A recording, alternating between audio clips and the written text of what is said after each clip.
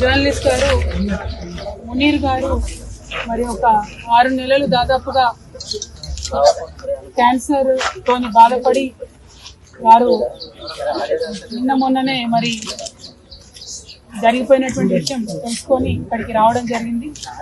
మునీర్ గారు మన తెలంగాణ వాదాన్ని వినిపించడంలో, అదేవిధంగా అనేక విప్లవోద్యమాలకు వారి యొక్క భావజాలాన్ని వ్యాప్తి చేయడంలో, స్థానికంగా దేశవ్యాప్తంగా ఉన్న అనేక సమస్యలను ఎప్పటికప్పుడు ఎండగట్టడంలో వారు ముందుండేవారు.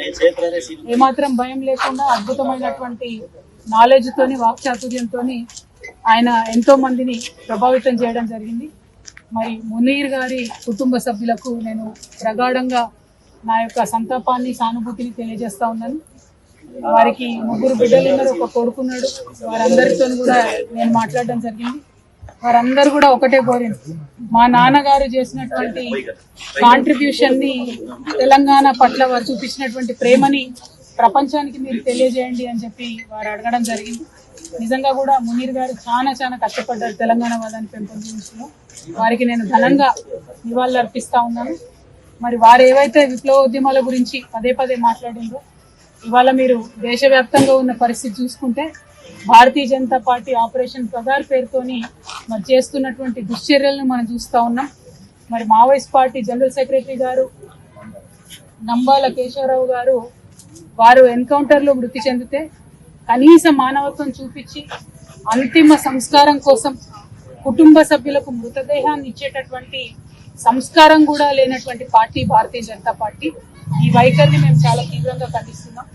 ఆపరేషన్ కగార్ ఆపాలని పదే కోరినా కూడా స్పందించకుండా మారణకాండ, విధ్వంసకాండ కొనసాగించడం ఇంకొక వైపు అయితే, కనీసం మానవత్వంతో చనిపోయినటువంటి శవాలను కూడా మావోయిస్ట్ పార్టీ సభ్యులు వారి కుటుంబాలకు ఇవ్వకపోవడం అన్నది నిజంగా దారుణం. ఇది కుటుంబాలన్నీ కూడా బాధపడేటటువంటి సందర్భం. ఈ వైఖరిని మేము తీవ్రంగా ఖండిస్తున్నాం.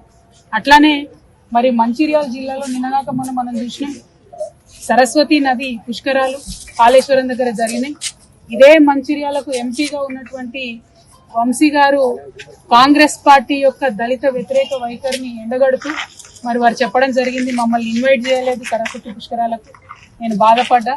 ధనం కన్నా, పదవి కన్నా కులం గొప్పది ఈ సమాజంలో, నాకు చాలా అవమానం జరిగిందని వారు చెప్పడం జరిగింది. కాంగ్రెస్ పార్టీ రేవంత్ రెడ్డి గారు యాదగిరి గుట్టలో కూడా అదే చేసిండ్రు.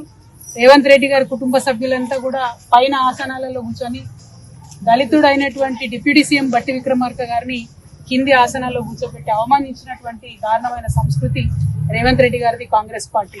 మరి 2 పార్టీల వైఖరి కూడా మరి సమసమాజ నిర్మాణానికి కానీ, ప్రోగ్రెసివ్ థాట్ ప్రాసెస్ కానీ వ్యతిరేకంగా పనిచేస్తున్నటువంటి సందర్భాన్ని మునీర్ అన్న లాంటి జర్నలిస్టులు అందరూ కూడా తమ కళాలు జుల్పించి మరి వ్యతిరేకించాల్సినటువంటి అవసరం ఉందని చెప్పి ఈ మంచిర్యాల గడ్డ నుంచి నేను పిలిపిస్తా ఉన్నాను. ఎందుకంటే మంచిర్యాల అంటే మనందరికీ తెలుసు, పోరాటాల పటిమ ఉన్నటువంటి ప్రాంతం. మరి ఇక్కడ ఉండేటటువంటి వారందరం కూడా నిర్బంధంగా ఖండించాల్సినటువంటి 2 చర్యలను కూడా ఈ సందర్భంగా గుర్తు చేసుకుంటూ, మరి మునీర్ అన్న ఆత్మకు శాంతి కలగాలని మనస్ఫూర్తిగా కోరుకుంటూ, వారి కుటుంబ సభ్యులకి మరొకసారి ప్రగాఢంగా నా యొక్క సానుభూతిని నేను తెలియజేస్తున్నాను. Thank you. జై తెలంగాణ.